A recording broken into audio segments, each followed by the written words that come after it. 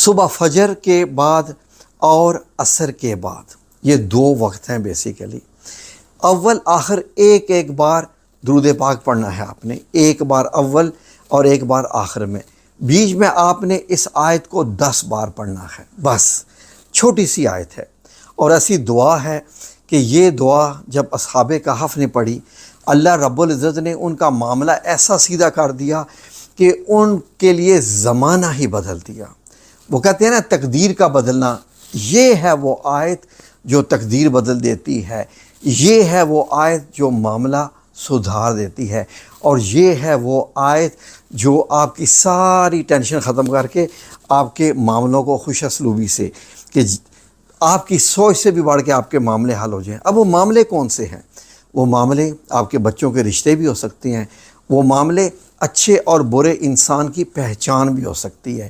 آپ کو سمجھ نہیں آ رہا ہے کون سا بندہ ہے، اس کے ساتھ کیا معاملہ کریں، کوئی فیصلہ کرنا ہے، سمجھ نہیں آ پا رہی، ٹھیک ہے جی۔ اس طرح کے جتنے بھی معاملات ہیں، کاروبار کرنا ہے، کون سا کاروبار کریں تاکہ پیسہ ضائع نہ کہیں ہو جائے۔ یہاں پاکستان ہے، یہاں 99.9% لوگ آپ کو دھوکہ دینے کے لیے تیار بیٹھے ہیں۔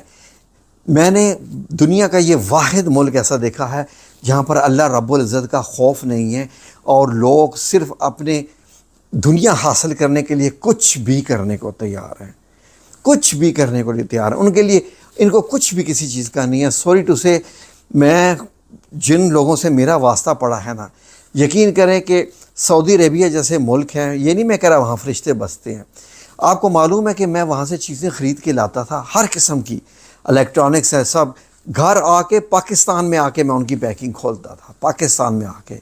اور یہاں پر اپنے ہاتھوں سے آپ جناب جی پھل ڈالیں، ریڑھی والے کو اٹھا کے دیں تو گھر میں آئیں تو وہ کوئی اور پھل نکلتا ہے، چیز لے کے آئیں تو گھر میں آئیں تو خراب نکلتی ہے۔ یعنی کیا ہو جاتا ہے بندے کے ساتھ سمجھ ہی نہیں آتی ہے۔ یہ ایسے لوگوں کا ملک ہے، خیر یہ اور چیز ہے۔ تو ناظرین، میں یہ چاہتا ہوں کہ آپ لوگ اس عمل کو اپنی زندگی کا حصہ بنا لیں۔ جب کوئی کہتا ہے نا یہ کتنے دن کرنی ہے، مجھے پتہ چل جاتا ہے کہ یہ فصلی بٹیرے ہیں، ان کو بس اپنے معاملات سے ہے کہ بس کام کیا اور اس کا نتیجہ نکلا، اور پھر جی کو ثم نعوذ باللہ جی کیا عمل اور کیا وظیفے اور کیا نہیں۔ وظیفہ بیسیکلی اللہ رب العزت سے اپنی حاجت پورے کرنے کے لیے ایک عمل ہے، ٹھیک ہے جی۔ اللہ کے حضور آپ اپنی ایک پڑھائی پیش کرتے ہیں کہ یا اللہ، تیرے حبیب صلی اللہ علیہ وسلم بھی ارشاد فرمایا کہ یہ ایک آیت ایسی ہے کہ حتیٰ کہ یہ دجال سے کے فتنوں سے بھی آپ کو پناہ دے دے گی۔ دجال کیا ہے؟ انسانوں کو پتہ نہیں چلے گا سچ کیا ہے، جھوٹ کیا ہے، ٹھیک ہے جی۔ وہ بتائے گا کچھ اور، اس کے دل میں ہوگا کچھ اور، ٹھیک ہے جی۔ یہ خیر وہ ایک دوسرا معاملہ ہے۔ تو آپ نے کرنا کیا ہے؟ صبح فجر کے وقت، عصر کے بعد ایک بار درود پاک پڑھا اور پھر یہ آیت پڑھی، یہ بڑے آرام اور سکون کے ساتھ آپ نے آرام سے بیٹھ کے، ٹھیک ہے جی، آپ نے 10 بار اس آیت کو پڑھنا درود پاک کے بعد۔ ربنا آتنا من لدنک رحمہ وہیئ لنا من امرنا رشدا، بس اس کو 10 بار پڑھنے میں کتنی دیر لگتی ہے؟ تو پھر اس کے بعد ٹھیک عصر کے نماز کے بعد آپ نے پڑھنی ہے، فجر کی نماز کے بعد اور عصر کی نماز کے بعد پڑھنی ہے۔